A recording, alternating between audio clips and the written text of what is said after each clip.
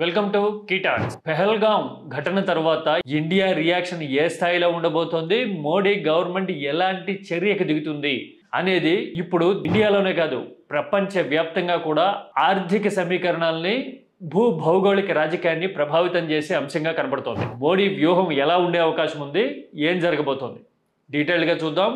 అంతకంటే ముందు మీరు కీటాక్స్ని సబ్స్క్రైబ్ చేయడం మర్చిపోకండి.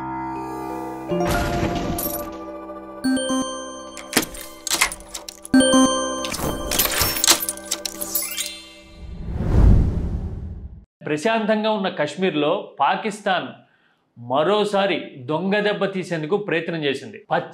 పచ్చిక బయళ్ళు చుట్టూ అటవీ ప్రాంతంతో ఉండే దక్షిణ కాశ్మీర్లోని పెహల్గాం ప్రాంతం ఒక్కసారిగా ఉలిక్కిపడింది. తీవ్రవాదులు పర్యాటకుల మీద దాడి చేయడమే కాదు, ఏ మతం వారు అనేది ప్యాంట్లు విప్పి చెక్ చేసి మరీ ఈ దాడి చేశారు అనే చర్చ ఇప్పుడు ప్రపంచవ్యాప్తంగా జరుగుతోంది. దీని వెనుక చాలా కారణాలు ఉన్నాయి. ముంబై మీద దాడిలో కీలక సూత్రధారిగా ఉన్న రాణాని అమెరికా నుంచి ఇండియా తీసుకొచ్చిన వారం రోజుల్లోనే, అందులోనూ అమెరికా ఉపాధ్యక్షుడు ఇండియాలో పర్యటిస్తున్న సమయంలో, మరీ ముఖ్యంగా ప్రధాని మోదీ సౌదీ అరేబియా టూర్లో ఉండగా ఈ దాడి జరిగింది. ఈ పరిణామాలకి దీనికి లింక్ ఏంటో ఒకసారి చూద్దాం.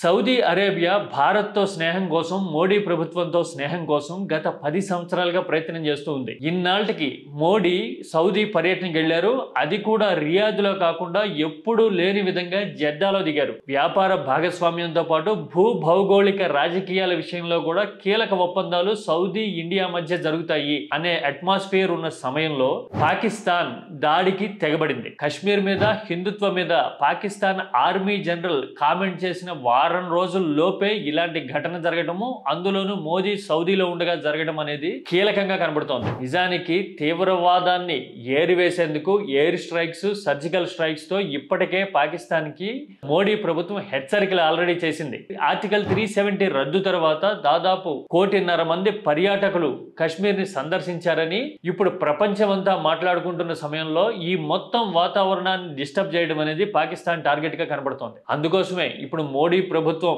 ఎలాంటి చర్య తీసుకుంటుంది, ఏ తరహాలో పాకిస్తాన్ కి బుద్ధి చెప్పబోతోంది. బాలాకోట్ ఎయిర్ స్ట్రైక్స్ జరిగి ఇప్పటికి దాదాపు 5 ఏళ్ళు అవుతోంది. మళ్ళీ అంతకు మించి పాకిస్తాన్ కి ఇప్పుడు గట్టి సమాధానం చెప్పాలనేది ఇండియా వ్యూహంగా ఉండొచ్చు అనిపిస్తూ ఉంది. కశ్మీర్ అనేది దేశానికి తలభాగం లాంటిది.